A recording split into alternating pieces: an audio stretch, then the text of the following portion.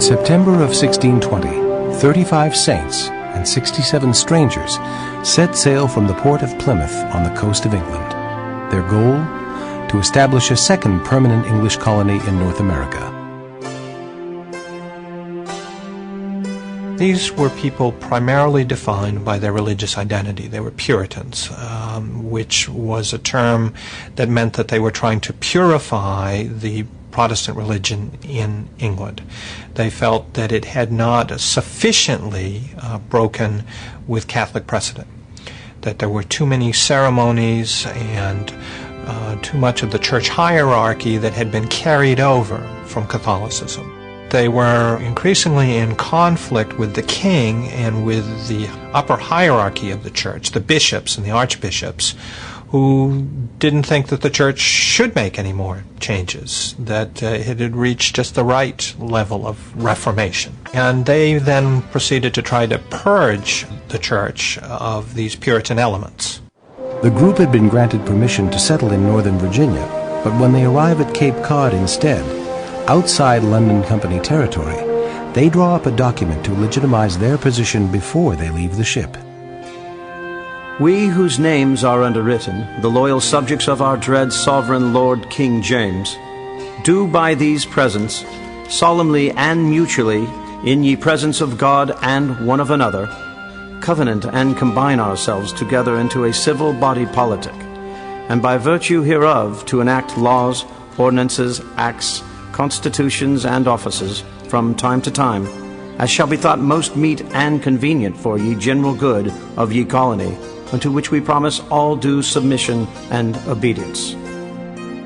It isn't long before other Puritans decide to risk the voyage. Especially after the mid-1620s, when there was a new king, King Charles I, and some new archbishops who were hardliners about trying to suppress Puritanism. Many Puritans in England thought that they needed to get out. The people who embark on these journeys are quite different from those who signed on for passage to the Chesapeake.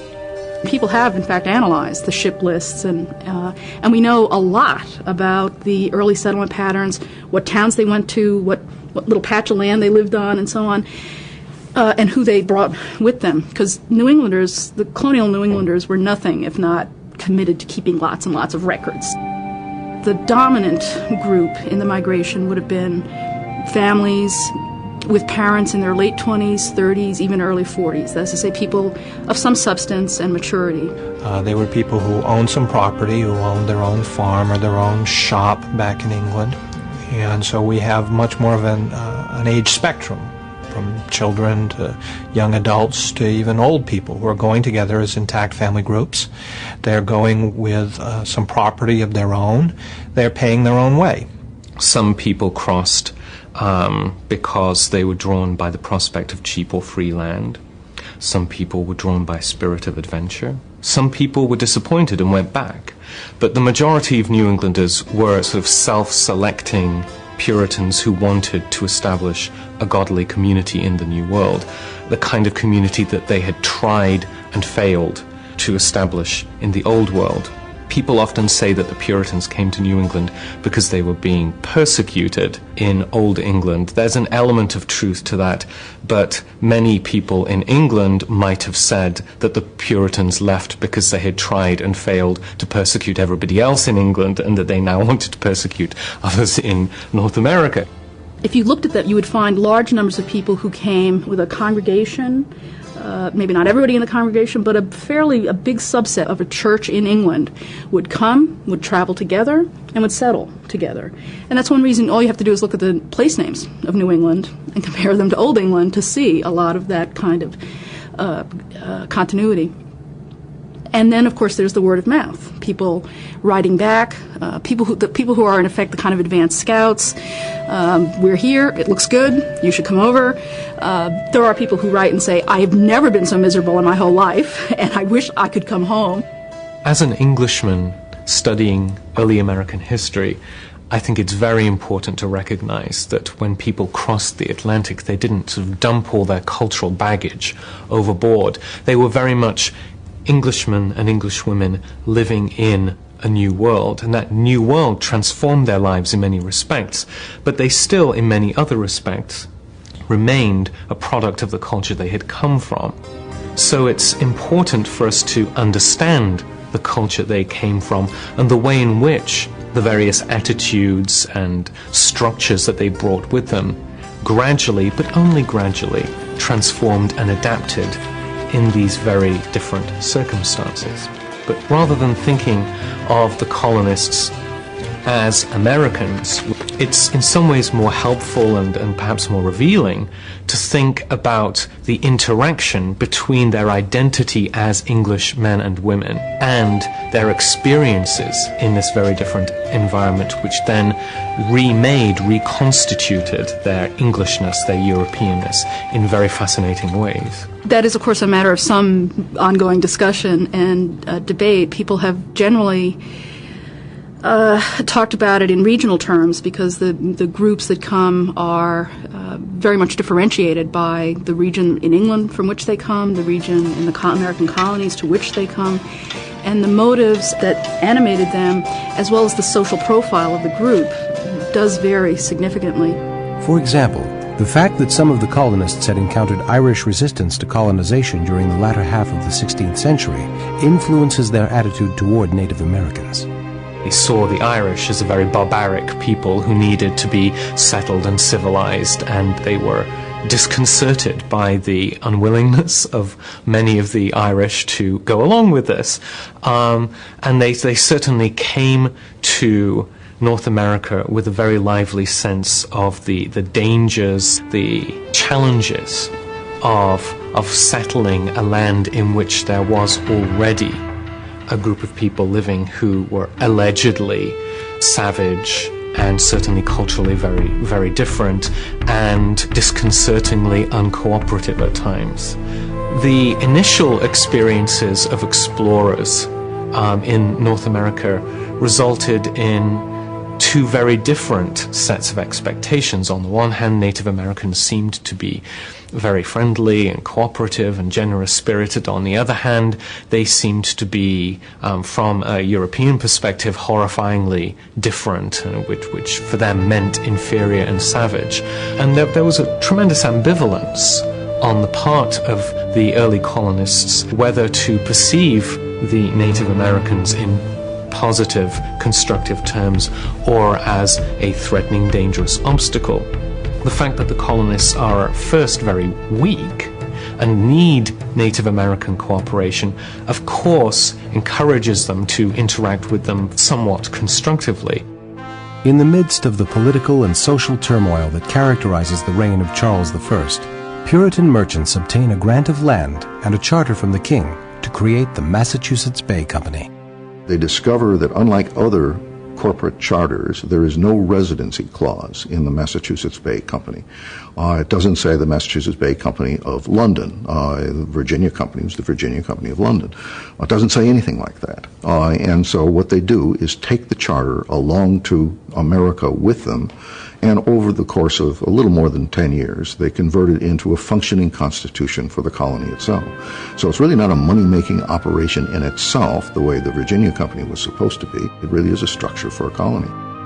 Massachusetts Bay was economically the most successful, geographically the most expansionist of the New England colonies, was an irritant to the crown. From the very beginning, Massachusetts Bay, and to some extent New England more broadly, had a high sense that local prerogatives, local authority, local privileges were important. So that in New England, they saw themselves as recapturing the authority that had been under assault by Charles I. And so they established the town meeting, what is to become the cornerstone of community life, of local control. The town meeting was absolutely central to the functioning of a community in early New England, and in some ways still is today. It was attended by all of the adult free males. It was in some ways a remarkably democratic institution for its time, though the opinion of a principal householder would have carried probably much more weight than the opinion of a young male who was only just starting out on adult life. So most of the decisions taken in a town were taken at the meeting, not in private, by various officials. There was a dispute over exactly how much authority local magistrates were supposed to have. And on one side, not surprisingly the side held by the magistrates, John Winthrop, for instance, that their view was all government comes from the consent of the people. But once that consent has been given, the people choose leaders who know what they're doing. And they defer or delegate authority to them. And once they've done that, they should kind of shut up and take their medicine, they should do what they're told. But there were other people who said, no, this is a continuing process of oversight and consent. The church itself is also a governing influence in the life of the community. Whereas in England, everybody within a local community was assumed to belong to the local church, in New England, the church consisted of people who actually made the choice to come together and sign a covenant and thus constitute themselves as a covenanted congregational community. And whereas in England power came from the top down, in New England power rested with the congregation itself. The congregation voted as to whether to admit new members. It voted to hire and fire ministers. In some churches, women were allowed to vote. Becoming a church member was one of the few public distinctions that women could achieve autonomously on their own. While there is a formal separation between church and state in places like Massachusetts Bay, for example, clergymen hold no civil office in Massachusetts. There are other features of this political polity that we would think of as being very intrusive in terms of the demands that religion is able to make on government. For example, it's part of the legal code in Massachusetts that everyone, irrespective of their faith, what church they belong to, for most of the 17th century, everybody is bound by law to pay taxes to support the Puritan clergy. The communities created in New England are more tightly clustered than the English villages they'd left. In many cases, the townsfolk would be given two plots of land, one in the center, a small plot for the house itself, and then a larger plot outside the town center for farming on. So instead of living in the middle of your farming plot, you'd be more likely to live in this tightly clustered little community in which everybody could keep watch. The church charters of New England had a wonderful phrase. Each member of the church was enjoined to keep a holy watchfulness over others. And that can lead to a multitude of sins. That's mostly, what they meant, of course, was that you would watch for the spiritual welfare of members of your household, but also everyone around you. In practice, this can turn into sheer nosiness for the sake of it, and it can also turn into a kind of presumption that you have an obligation and a right to give people advice, lots of advice. Many very respectable, godly couples were hauled into court or before their local church congregations because they'd engaged in premarital sex, not because these young people rejected conventional morality, but because on both sides of the Atlantic, many ordinary people believed that the boundary between licit and illicit sex was not public marriage, but betrothal. And the Puritan authorities found it very difficult to get all of their church members to accept one version of moral respectability. At the very heart of Puritanism is an extraordinary level of subversiveness. Puritanism is a belief that puts tremendous emphasis on the individual's relationship to God, unmediated by a church, by sacraments, by a minister. Nobody is supposed to tell you what to believe. You read the Bible, and you have a relationship with God. This is a tremendously individualistic and empowering and dangerous belief in a lot of ways. And it's a belief that some people took more seriously than the Puritans wanted them to do. Anne Hutchinson took it more seriously. Mistress Hutchinson, you are called here as one of those that have troubled the peace of the Commonwealth and the churches here. You are known to be a woman that hath had a great share in the promoting and divulging of those opinions that are the cause of this trouble. And you have maintained a meeting and an assembly in your house that hath been condemned by the General Assembly as a thing not tolerable, nor comely in the sight of God, nor fitting for your sex. Therefore we have thought good to send for you, to understand how things are, that if you be in an erroneous way, we may reduce you, that so you may become a profitable member here among us. I am called here to answer before you, but I can hear no things laid to my charge. I have told you some already, and more I can tell you. Name one, sir. Why do you keep such a meeting at your house, as you do every week upon a set day? I conceive there lies a clear rule in Titus, that the elder women should instruct the younger, and then I must find a time wherein I must do it.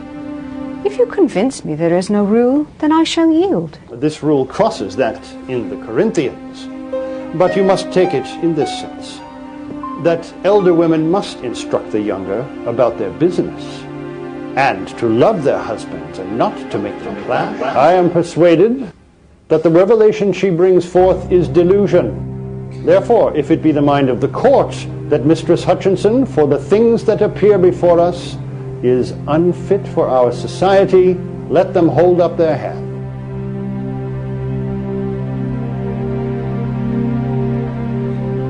Mistress Hutchinson, the sentence of the court you hear is that you are banished from out of our jurisdiction as being a woman not fit for our society, and are to be imprisoned until the court shall send you away. I desire to know wherefore I am banished. Say no more.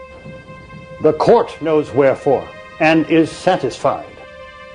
Come away with you. Some of the most vociferous and dangerous challenges to Puritanism came not from people who said, we don't believe a word of this. It came precisely from people who said, we believe every word of this, and we take it more seriously than you, the ministers, do. We are relying on our reading of the Bible.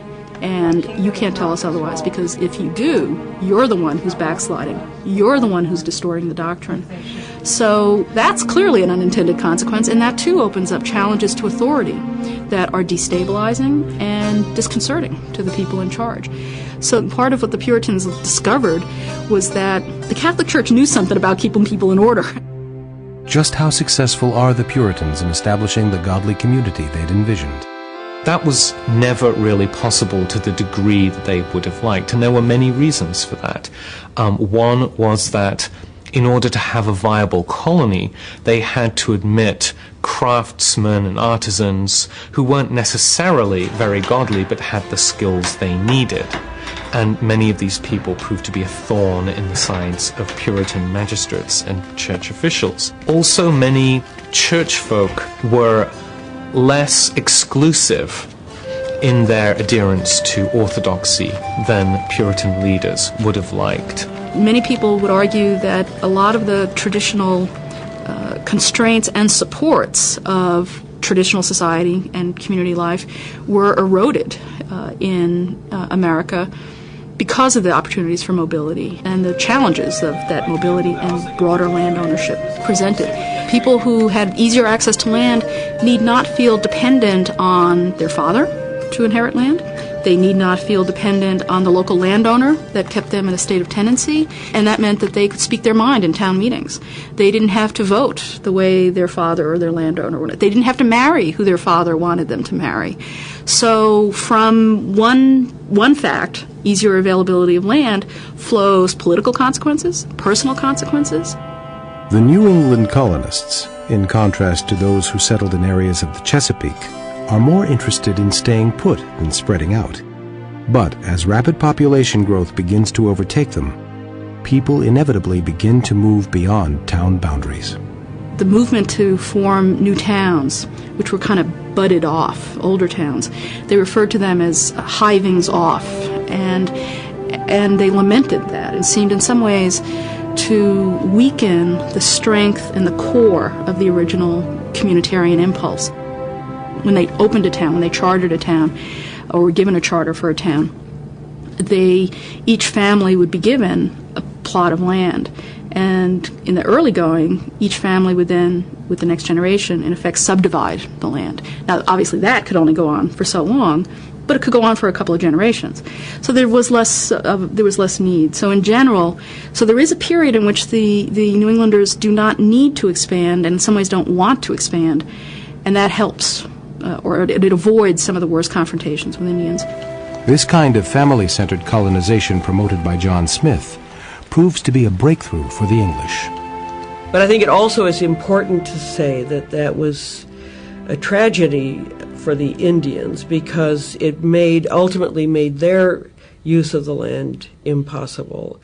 And I think this is something that people only very dimly understood at the beginning, because the Indians had an extensive land use system, so that while they may have cultivated intensively a small acreage, they, in fact, in hunting and in their various kinds of gathering, which was an integral part of their life, used lands extensively. It's fairly clear that Native Americans did not realize at first, I think, just how much of a danger the New Englanders were going to pose to Native Americans as they became more confident, more established, and began to move further and further inland onto Native American land. And as the Europeans began to come in and build settlements, build farms, claim land, say this land is mine and my children's and my grandchildren's forever, it very quickly, I think, before people fully understood, made the Indian land use impossible. Ironically, I think, it is the peaceful farmer, not the soldiers, who really made this kind of clash between the native way of life and the imported European way of life almost inevitable, or virtually inevitable. Puritan relations with Indians did sour quite quickly. So you get the Pequod War, 1637, 7 years after Winthrop leads his Puritan friends ashore. And that's a nasty war. So nasty that the Puritans were bent upon wiping the Pequod from the face of the earth. And at the root of it was land. Most of those they didn't kill, they sent to the Caribbean islands to be traded for African slaves, and that's how slavery came to New England. A prisoner exchange, in effect. When the Puritans first came, they told themselves, and they told fellow Puritans in England, that one of their prime purposes was to convert the Indians. And they became the subject of a lot of criticism from the English Puritans.